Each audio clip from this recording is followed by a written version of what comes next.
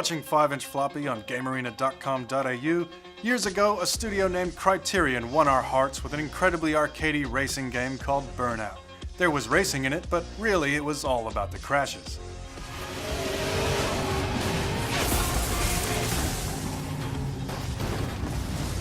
When the studio was later given the reins to the Need for Speed franchise, the question marks were over how much of their arcadey, crazy crash culture would carry over.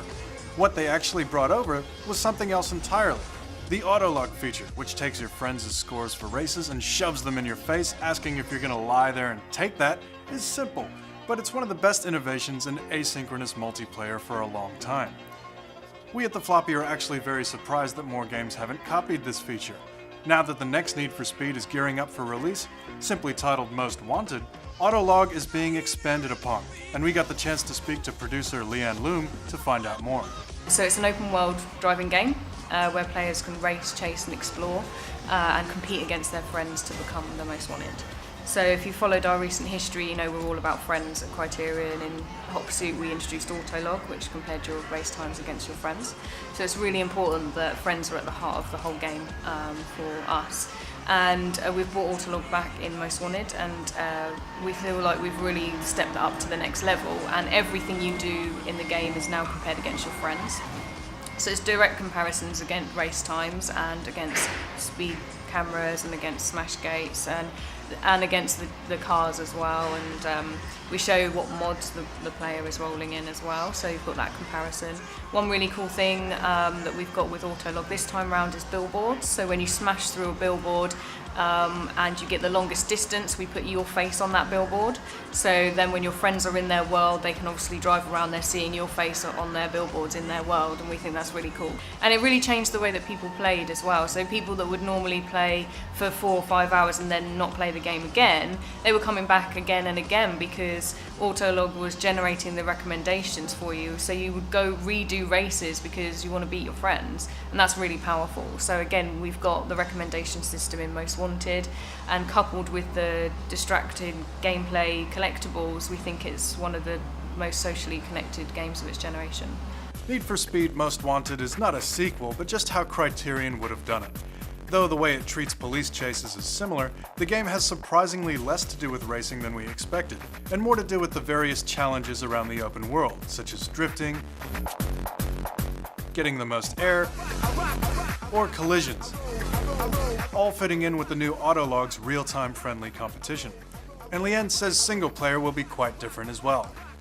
With the single player progression, we've shook things up a little bit. We're obviously doing an open world driving game, and we feel that that needs an open world structure as well to the actual gameplay. So we were, thinking, why can't I just drive any car that I want to drive at any time? And basically it's just 20 years of racing convention that tells you that you can't. You have to grind through the events to get to the Bugatti Veyron. If that's your favourite car and you want to drive that, you have to put in X amount of hours to get there. Not everybody has like 3-4 hours to sit down and grind through games anymore. I think where we currently are in gaming and in this generation is that people want a quick fire game, so I want to load up the game and play for 20 minutes. We're throwing that convention out of the window with Most Wanted, and almost all of the cars are available to the player at the start of the game. So they're dotted around the world, and if you can find them, then you can drive it. Most Wanted will let you run into other cars, AI and player controlled, and take them out. It follows typically arcadey racer rules where more speed in a collision is better, and your boost button will be your friend when trying to run a rival off the road. A special amount of attention has been given to that moment of collision between two cars. You won't be knocked off course right away. Most Wanted will hold on the moment of impact before sending the encounter's losing car on its new path of destruction. It's usually not a good idea to take control away from a player, especially in a high-speed racing situation, but here it works, letting you appreciate every one of the crashes Criterion is known for. I think it adds to the spectacle of the game as well. You want to be able to see, people love crashing, right? So you want to be able to see what's happening when it's crashing, rather than doing it and then you just don't even get to see what's going on.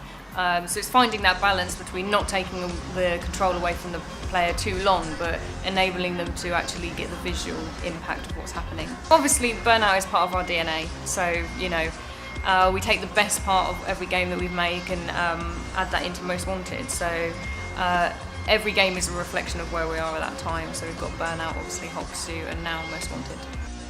Our thanks to Leanne Loom. We'll see you next week on The Floppy.